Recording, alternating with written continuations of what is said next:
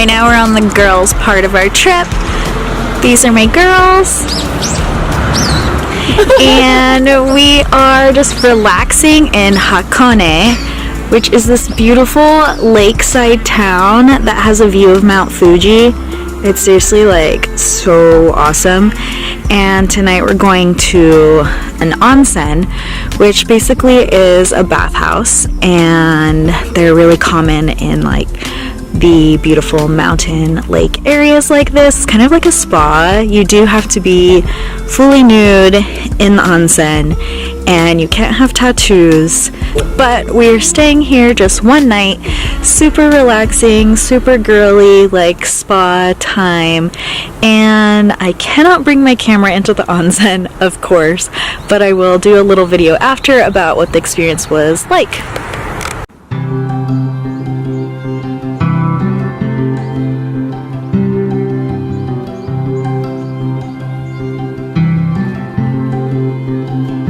Alright, so just got back from the onsen, and it was a really cool experience, but also very interesting, like kind of lost in translation experience. You could wear these, you can't really tell right now, but robes called yukata, and they give you slippers, and you walk on the floor to the onsen wearing this and nothing else. And when you get there, you remove your shoes. So as you enter, you'd remove your shoes right at the entrance, and there's lockers you can put your clothes in or anything you might have brought, because you can't have cameras, phones, anything like that, so that can all go in a locker. They give you a little key. Then you have two types of towels you can choose from. There's a large towel and a small towel, so that was the first rule we broke. You're only supposed to bring the small towel into the bathhouse, and the large towel's for when you exit. But the small towel is like really small. So even the large towel is small, to be honest. And we just took the large towel and small towel in with us at the same time, because we expected that we could. And then you go in, there's an outdoor bath and an indoor bath and a steam room, which I didn't get to try because I overheat pretty easily. But before you can enter any of those three, you have to take a shower. And there are these stools, and I didn't want to sit on the stool because I just assumed someone else before me had just sat and washed themselves on that stool.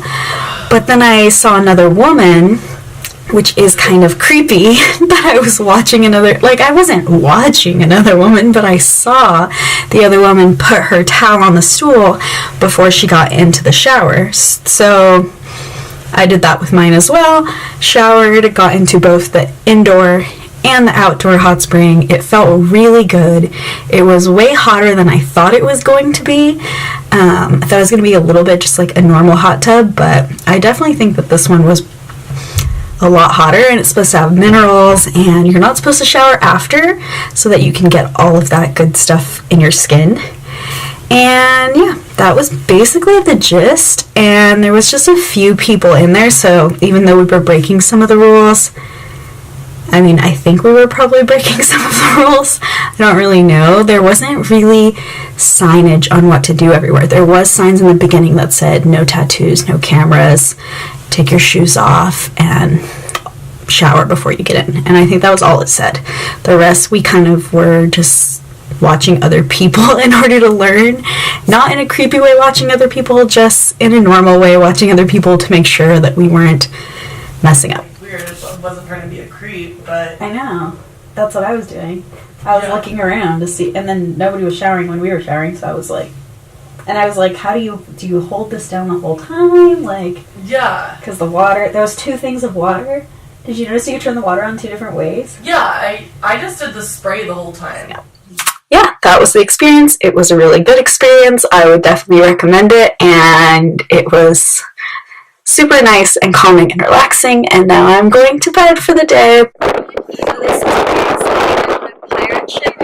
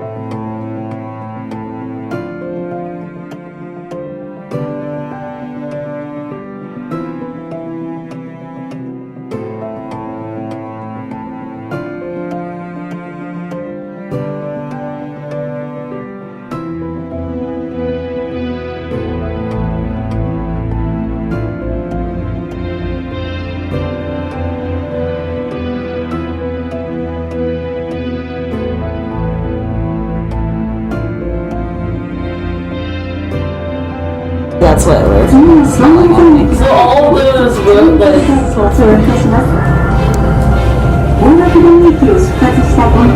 all that, those fumes are toxic. Yeah. Sulfur dioxide. Yeah. And then the bearing walls are to keep from landslides. Ah. And the hiking trails are closed because they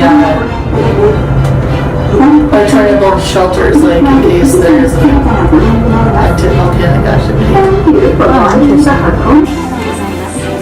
この森を出たのは大垣です。電車駅は上郷田、中郷田、公園上野、公園下野、終点強羅です。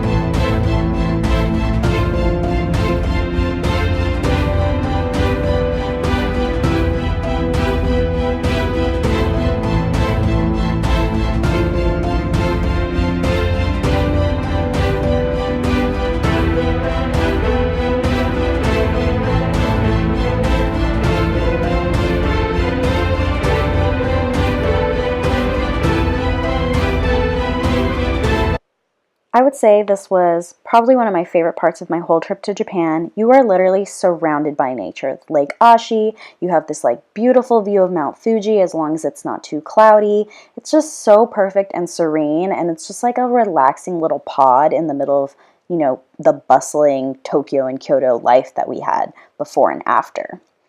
It is not the easiest thing to get to, though. After you get to the train station, you have to take a bus, and with a Hakone pass, you get to ride all of this public transport. But the bus takes, like, pretty much forever, so it feels so crazy off schedule, and that's so not typical of Japan, but it's definitely worth it. When you get there, you get to ride all the other modes of transportation. You got to see the pirate ship, the ropeway, the cable car, the train. All of that's included in the pass, and it's all really cool to see how they've designed this around the mountains. The onsen experience, that is a total must. If you have a thing against like nudity or you don't feel comfortable, I promise you, no one is looking at you, and it's just such a beautiful cultural experience, and it feels really good. It feels really healing. Like, you got to try it. You could definitely do more than a day, but this is a more expensive part of Japan, which is why we decided to do 24 hours and just get in as much as we could get in.